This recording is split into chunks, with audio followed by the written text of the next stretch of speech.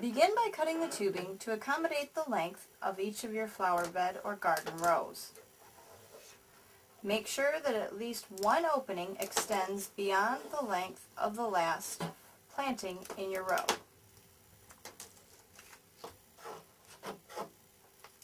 Lay out the drip tubing along the entire length of each garden row, openings facing up, keeping it as close to the plant stem or the seed plantings as possible. Lay out drip tubing along one end of the garden as shown here. This will be referred to as the system header in the rest of our instructions. Install the regulator or screen assembly to one end of the header by rotating the Permalock cap back towards the screen, exposing the barb. Slide the header over the barb and tighten down the Permalock cap, locking the header in place.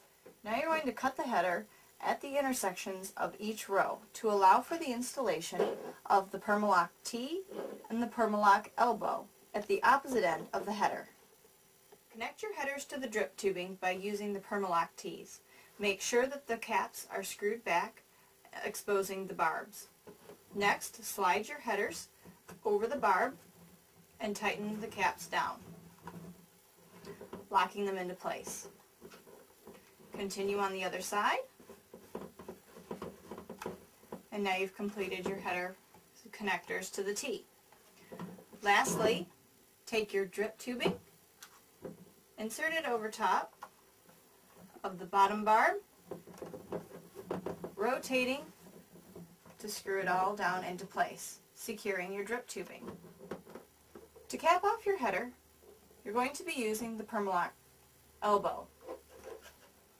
Slide the header over the barb, tighten down the lock. Take the last piece of your drip tubing, insert it over the barb, and again, tighten down on the Permalock cap. Now, you've finished off your header for the system. End. When all the rows are connected to the system header, connect your garden hose to the regulator inlet and turn the water on to flush any dirt and debris which may have accumulated in the tubing during installation. Debris will flush out the ends of each row of the tubing. Continue this flushing process until the water has discharged from the tubing and is clean and clear.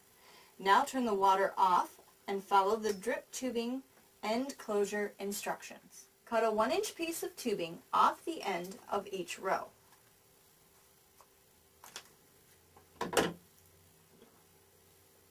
This will act as a closure band to seal off the ends. Fold back the end of each open tube twice. Then, slip the piece of tubing that you cut off earlier over the folds. When the system is pressurized, the band will seal the tubing. Lastly, turn the water on and inspect the tubing to make sure no kinks are present.